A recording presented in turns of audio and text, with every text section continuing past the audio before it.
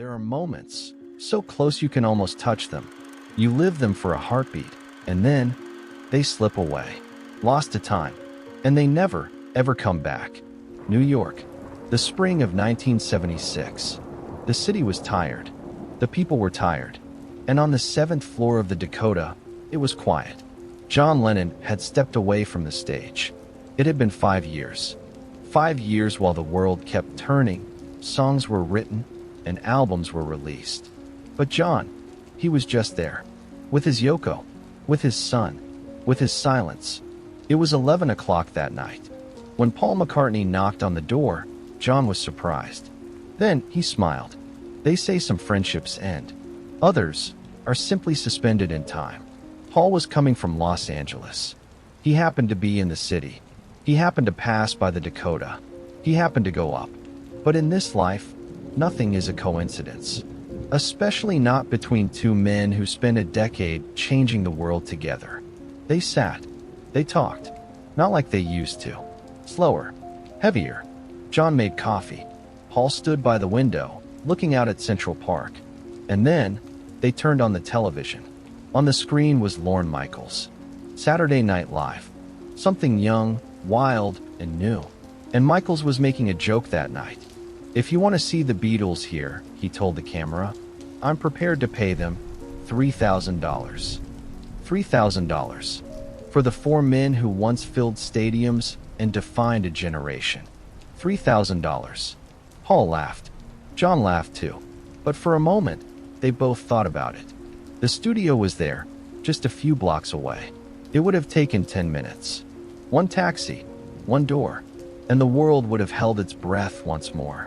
Paul looked at John. John looked back at Paul. "Should we go down?" Paul asked, half joking, half serious. John took a drag from his cigarette. He smiled. That old, mischievous grin. "I'm tired," he said. And that was it. $3,000. 10 minutes. A moment that passed like a ghost. They didn't go. As the night went on, the conversation softened. The television was turned off. Yoko went upstairs, and Paul saw the piano in the living room. "Can I play?" he asked. John nodded. He sat. He watched.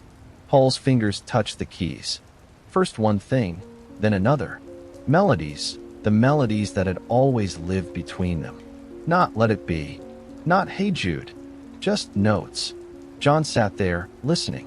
And in that moment, perhaps, just perhaps, he felt something. You can't know what it was. Maybe longing. Maybe regret. Maybe just remembering. The small clubs in Liverpool. The nights in Hamburg. The hours in the studio. The laughter. The fights. Everything they were. And everything they would never be again. Paul stopped playing. He turned around. "What do you think?" he asked. John looked up. He smiled. "You're still good," he said. Paul left after midnight. They said their goodbyes. Did they embrace? We don't know. But we know this. That night, in that quiet apartment at the Dakota, two men came together. They talked. They laughed. And they missed a chance. But maybe they didn't. Maybe they already lived it. In that room. At that piano. Two old friends. Without the world watching. Some moments aren't meant to be recorded. Some songs aren't meant to be sung. Some friendships are just meant to be. And that night, John Lennon and Paul McCartney were just John and Paul. One last time. For years later, in 1980, John Lennon was taken from us. Paul could not attend the funeral. But that night, at the Dakota, they had already said goodbye. Silence is sometimes the most powerful song.